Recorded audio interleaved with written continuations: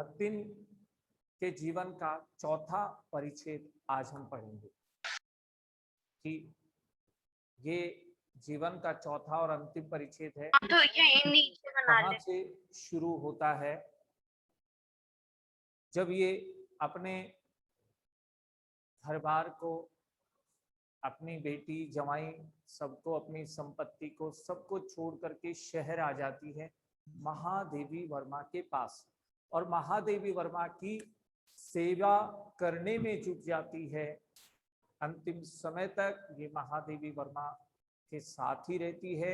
ये जीवन का अंतिम और चौथा परिच्छेद है, जहां से भक्तिन महादेवी वर्मा के साथ रहना शुरू करती है। तो हम आज जीवन के चौथे परिच्छेद को पढ़ते हैं, किस तरह से महादेवी वर्मा के साथ अपना समय भक्तिन ने बिताया। सबसे पहले जब ये भक्तिन शहर में महादेवी वर्मा के पास आई और महादेवी वर्मा ने इसकी वेशभूषा में गृहस्थी और वैरागी का सम्मिश्रण देखा कि गृहस्थी की तरह एक साड़ी वगैरह धारण की हुई थी और वैरागी की तरह कंठी धारण कर रखी थी, गले में सिर का मुंडन करा रखा था, बाल नहीं थे। तो ऐसा गृहस्थी और वैरागी का मिश्रण देख करके और महादेवी वर्मा ने प्रश्न कर लिया कि क्या तुम्हें खाना बनाना आता है, भोजन बना सकती हो? क्योंकि महादेवी वर्मा भक्तिन को अपनी सेवा के लिए, अपना खाना बनाने के लिए, अपनी मदद करने के लिए तो सेविका के रूप में रखना चाहती। तो पूछ लिया, भाई तुम्हारी ऐसी वेशभूषा है तो क्या तुम खाना तो बना सकती हो, भोजन तो बना सकती हो? तो भक्तिन ने उत्तर दिया, ये कौन सी बड़ी बात है,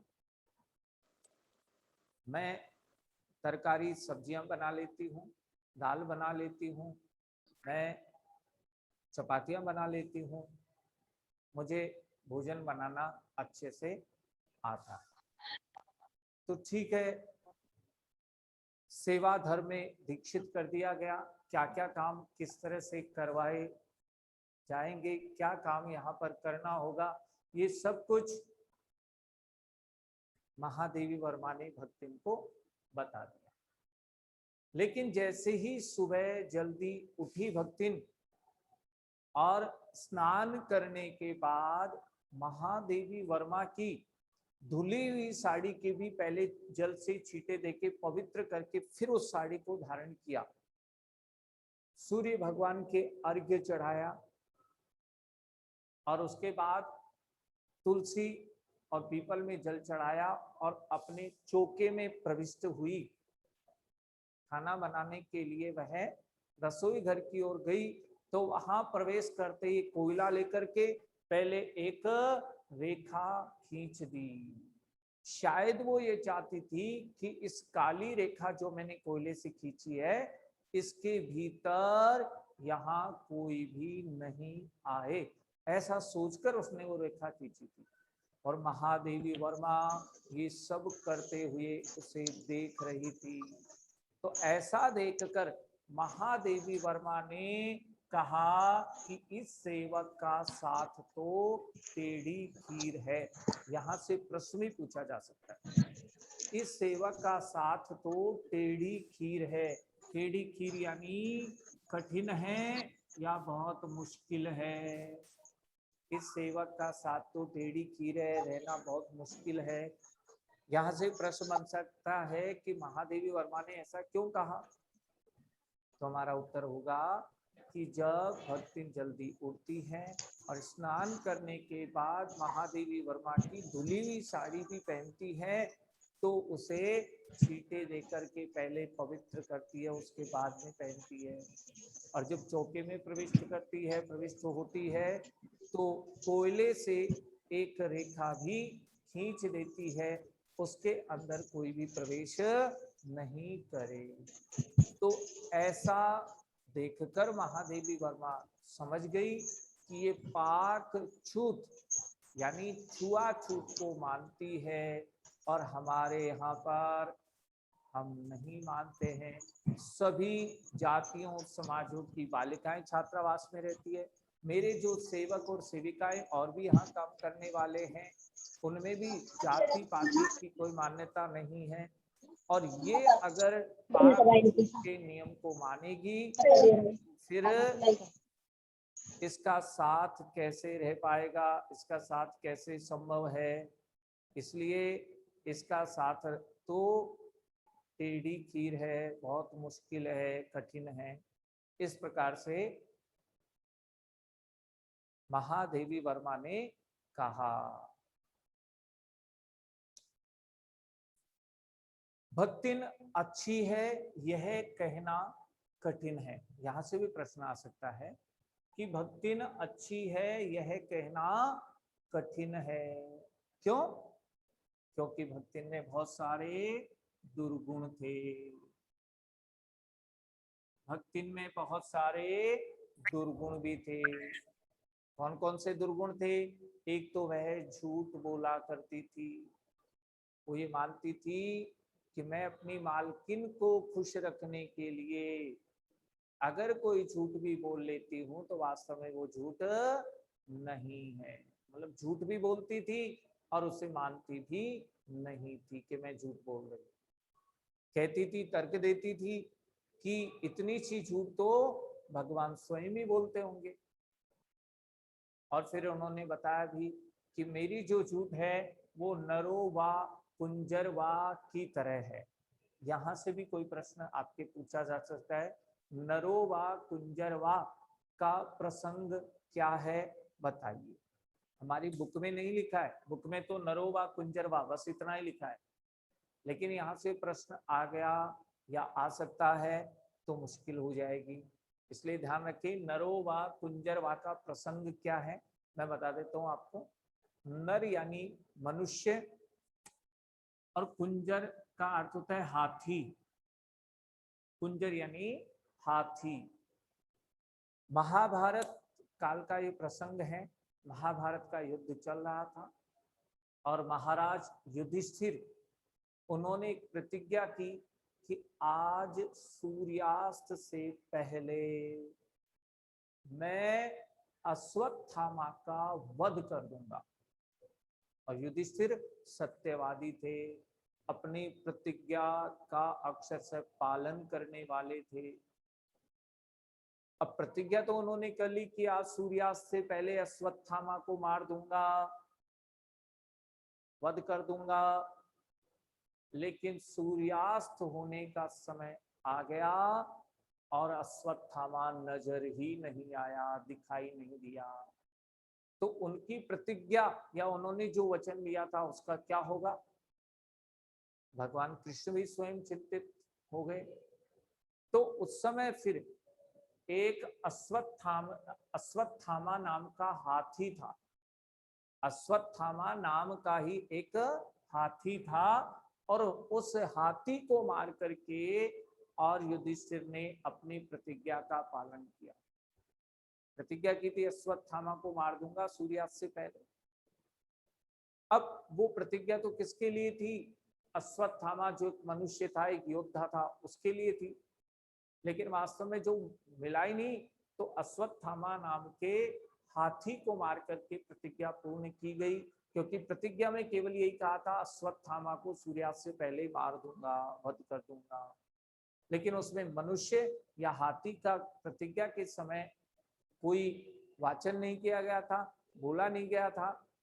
इसलिए उन्होंने अश्वत्थामा नाम के हाथी को मार करके और अपनी प्रतिज्ञा का पालन किया, अपनी प्रतिज्ञा को पूरा किया। तो ये भक्तिन भी ऐसी करती थी कि भले ही कोई भी झूठ हो लेकिन उसे वो स्वीकार नहीं करती थी। तो ये एक पहला और बड़ा दुर्गुण था, झूठ बोलना। दूसरा दुर्गुण था कि शास्त्र के प्रश्न को अपनी सुविधा के अनुसार सुलझा लेती थी। ये शास्त्रों के बारे में कुछ जानती नहीं थी, फिर भी शास्त्रार्थ करने के लिए किसी के भी सामने उपस्थित हो जाती थी और शास्त्रार्थ करने लग जाती थी। ये भी एक दुर्गुण था उसके अंदर। यहां से भी प्रश्न आ सकता है, शास्त्र के प्रश्न को सुविधा के अनुसार कैसे सुलझा लेती थी। तो हम बताएंगे कि जब एक बार महादेवी वर्मा ने भक्तिन को कहा कि स्त्रियों का मुंडन कराना अच्छा नहीं है, तो भक्तिन ने कहा कि ऐसा तो शास्त्रों में लिखा है, तीर्थ गए मुंडाए सिद्ध।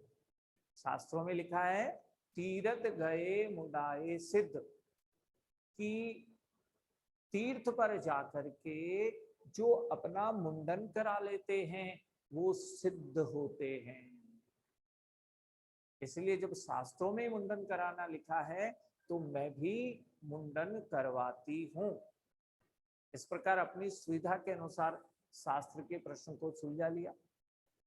और फिर प्रत्येक बृहस्पतिवार को एक नापित यानी नाई आता था, और वह आकर के पहले उसके उस्तरे को गंगा जल से धुलवाया जाता था और उसके बाद ही मुंडन संस्कार होता था। ये अपना मुंडन हर बृहस्पतिवार को करवाती थी।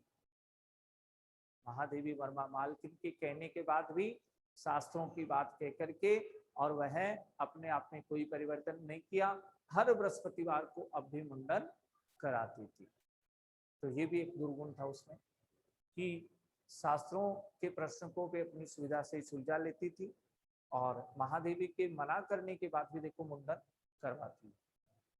अन्य दुर्गुण था कि पैसे जहां भी इसे मिलते थे, कभी महादेवी वर्मा की टेबल पर या कभी और कहीं रखे हुए कोई पैसे मिल जाते थे, तो ये चुपचाप उन्हें उठा लेती थी और एक मट्टी में छिपा कर रख लेती थी। ये भी दुर्गुण था, बिना कहे बिना समझे बिना पूछे पैसों को उठाकर मट्टी में छिपा लेती। एक और दुर्गुण था, अशिक्षित थी, ये पढ़ी लिखी बिल्कुल भी नहीं थी। इसीलिए बहुत सारी असुविधा, बहुत सारी परेशानियां महादेवी वर्मा को प्रारंभ में हुई, लेकिन धीरे धीरे फिर महादेवी वर्मा समझ ही गई कि ये पढ़ना नहीं चाहती। काफी प्रयास किया महादेवी वर्मा ने, पढ़ाने के लिए काफी प्रयास किया, लेकिन फिर भी ये अशिक्षित रही, पढ़ना नहीं चाहती थी। यहाँ तक कि महादेवी वर्मा ने ये तक कह दिया कि जिसे हस्ताक्षर करने होंगे करने आएंगे उसी को मैं वेतन दूंगी। इसलिए सबका हस्ताक्षर सीखना जरूरी है। लेकिन और सब सेविकाओं ने तो सीख लिया, लेकिन भक्ति ने नहीं सीखा। इसने कहा, क्या कहा कि मैं आयु में इन सबसे बड़ी हूं, इसलिए मैं इनके साथ बैठकर पढ़ूंगी तो मेरा अपमान होगा। और फिर सभी पढ़ने लग गए तो फिर मालकिन की सेवा कौन करेगा, मालकिन के स्वास्थ्य का ध्यान कौन रखेगा, इसलिए मैं नहीं पढ़ूंगी। और ऐसे कहकर पढ़ने से बच जाती थी। और जब और सेवक सेविकाएं और वहां पढ़ते थे तो वह घूम करके और देखती थी कौन कैसे क्या पढ़ रहा है, लिख रहा है। एक इंस्पेक्टर की तरह उन सब की वो जांच करती थी। एक अन्य दुर्गुण क्या था कि स्वयं में बिल्कुल भी परिवर्तन नहीं करती थी। अपने अनुसार दूसरों को तो बदलवा देती थी, दूसरों को परिवर्तित कर देती थी, लेकिन स्वयं अपने आप में कोई परिवर्तन स्वीकार नहीं था इसे।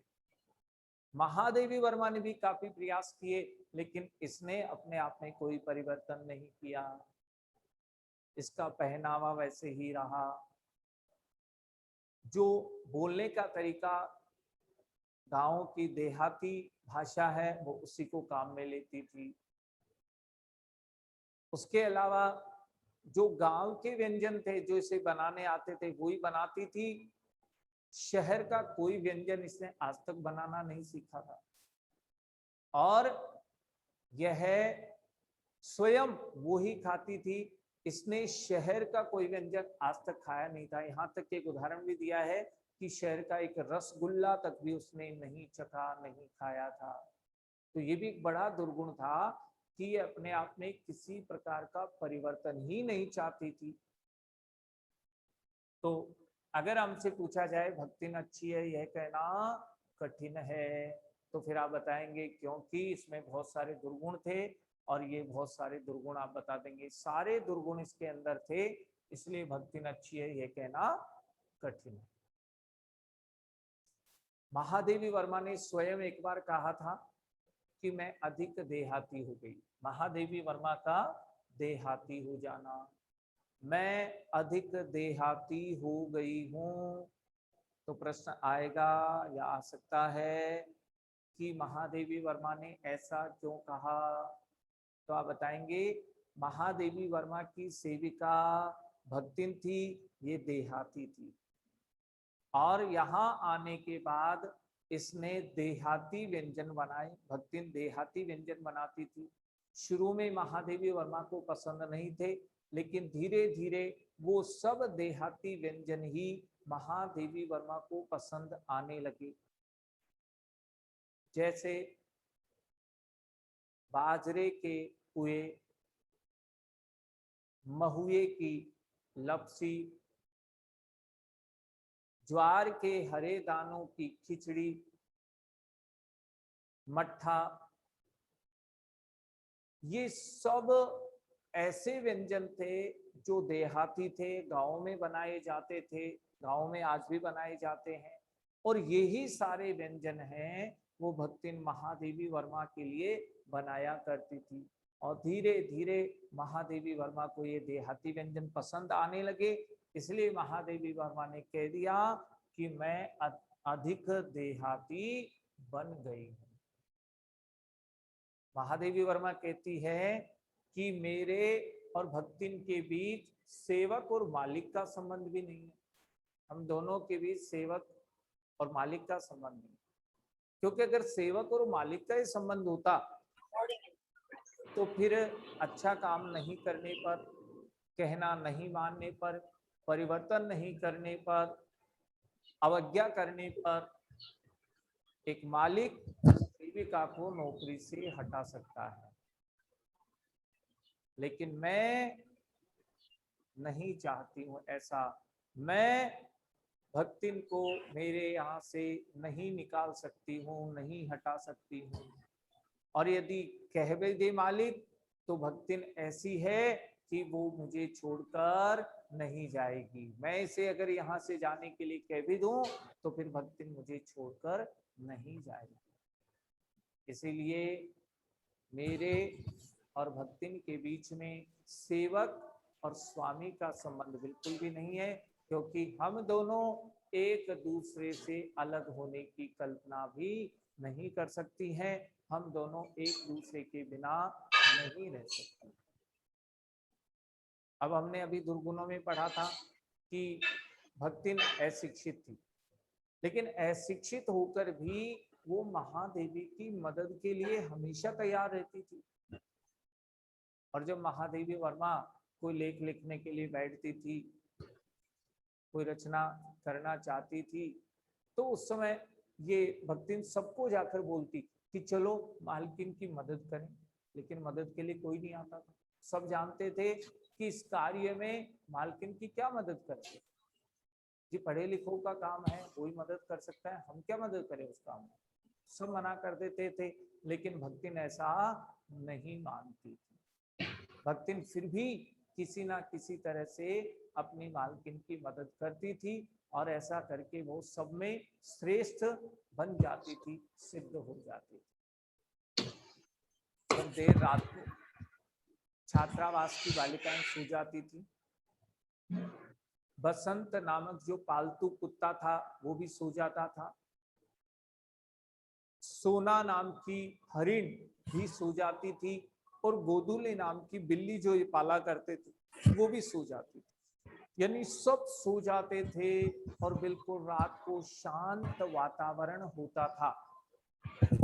तो फिर उस समय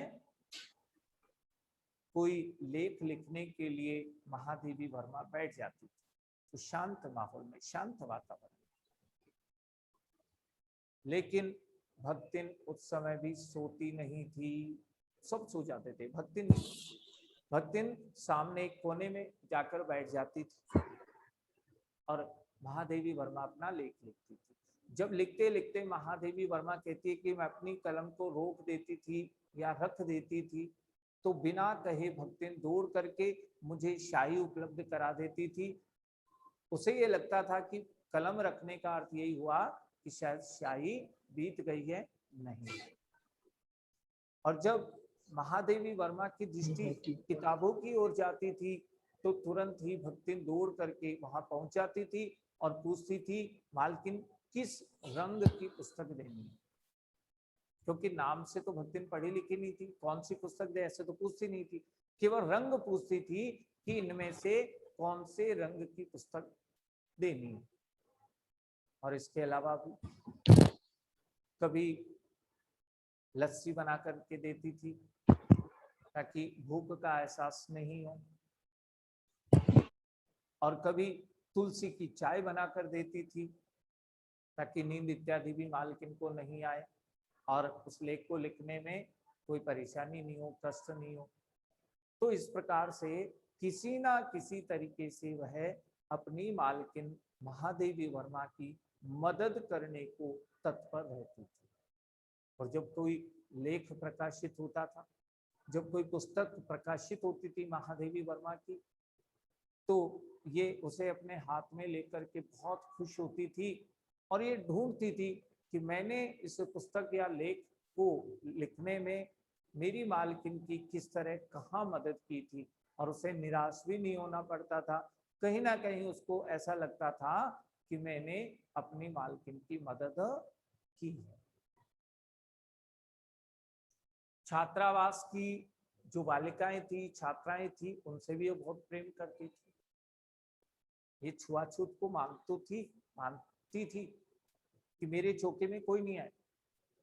तो ये क्या करती थी, देखिए कि छात्रावास की बालिकाओं को परेशानी नहीं हो चौके में आने से, क्योंकि उनसे बहुत प्रेम करती थी।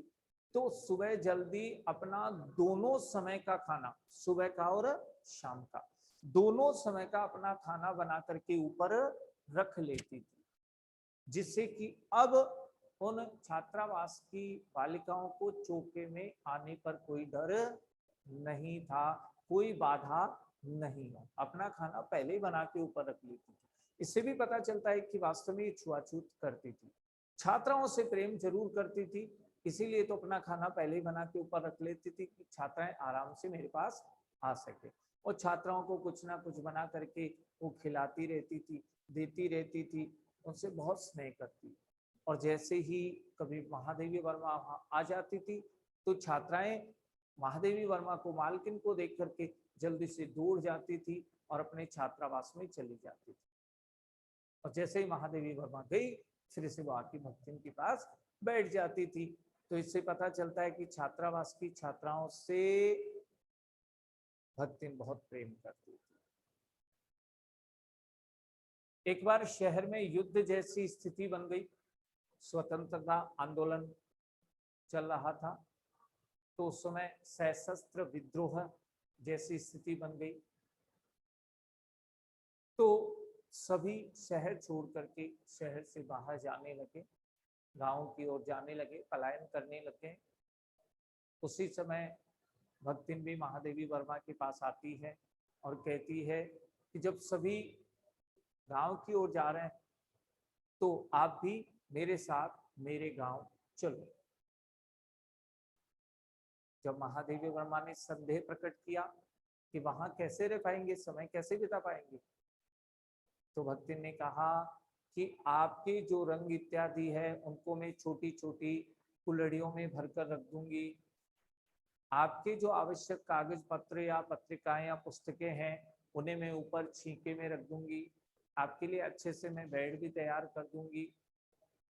फिर महादेवी वर्मा ने पैसों के लिए कहा कि वहां चल के रहेंगे, उसके लिए पैसे कहाँ से आएंगे। तो देखो, जो पैसे मटकी में छिपा रखे थे, अब उस रहस्य का उद्घाटन कर दिया, बता दिया इस तरह से जो पैसे थे मैं मटकी में छिपा कर रख लेती थी, उन पैसों से हमारी सारी व्यवस्था हो जाए। जबकि भक्तिन को बुलाने के लिए बेटी दामाद आए, लेकिन भक्ति उनके साथ नहीं गई, क्योंकि महादेवी वर्मा के साथ ही रहना चाहती थी। और अब महादेवी वर्मा के साथ अपने गांव जाना चाह रही है उस युद्ध जैसी स्थिति से मालकिन को बचाने के लिए। एक और बात भक्तिन के लिए बताई गई है कि कारागार से बहुत डरती थी। कारागार से तो ये ऐसे डरती थी जैसे कोई यमदूत से डरता, जैसे ऊंची ऊंची दीवारें देखती थी और ये बिल्कुल भयभीत हो जाती थी। इसे लगता था ये कारागार है, जेल है और इसमें बहुत सारी यातनाएं दी जाती थी, बहुत डरती थी कारागार से। लेकिन जब इसे पता चला कि मेरी मालकिन भी स्वतंत्रता आंदोलन में भाग लेती है, इन्हें भी जेल हो सकती है, तो फिर महादेवी वर्मा के पास जाकर पूछती है कि मैं अपनी कितनी धोतियां तैयार करके रख लूं। क्यों? क्योंकि अगर मालिक कारागार में हो और सेवक को स्वतंत्र छोड़ दिया जाए तो ये अन्याय है।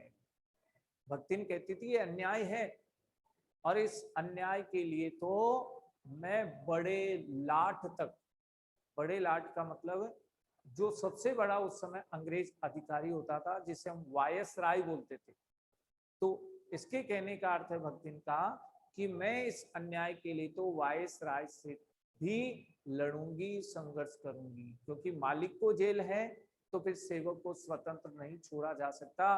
मालिक की सेवा करने के लिए सेवक को भी वहां जेल में होना चाहिए और मैं भी आपके साथ जेल में चलूंगी और मैं कितनी धोतियां पहले से तैयार करके रख लूं, धो करके रख लूं, ताकि जब मैं वहां आपके साथ रहूं तो आपको किसी प्रकार की मेरी वजह से शर्मिंदगी उठानी नहीं पड़े। तो देखो, कारागार से बहुत भयभीत थी, बहुत डरती थी, लेकिन अब जब मालकिन के लिए सुना तो कारागार में जाने के लिए भी ये बिल्कुल तैयार है। महादेवी वर्मा कहती है कि मैंने इस कहानी को अधूरी छोड़ दी। क्यों छोड़ दी, यहां से भी प्रश्न आ सकता है। महादेवी वर्मा ये सोचती थी कि भक्तिन और मेरे बीच बहुत घनिष्ठ संबंध है, हम एक दूसरे के बिना रहने की कल्पना भी नहीं कर सकती। एक ना एक दिन अगर मैं कहानी पूरी लिखूंगी तो एक ना एक दिन भगवान के यहाँ से भक्तिन के लिए बुलावा आ जाएगा और उस समय मेरे पास रोकने का अधिकार नहीं होगा और भक्तिन के पास रुकने का अधिकार नहीं होगा। जब भगवान के यहाँ से बुलावा आएगा तो भक्तिन को जाना ही पड़ेगा और उस समय भक्तिन के बिना फिर मेरा जीवन कितना कष्टमय और दुख भरा हो जाएगा, इसकी मैं कल्पना भी नहीं करना चाहती हूँ। इसलिए मैंने कहानी को अधूरी छोड़ दी जिससे कि भक्तिन और मेरे बीच में कोई वियोग नहीं आए, हम दोनों अलग ना हो सके, हम वियोग की पीड़ा को सहन नहीं करें, ऐसा सोच करके कहानी को ही अधूरी छोड़ दी है। लेकिन हमारे चैप्टर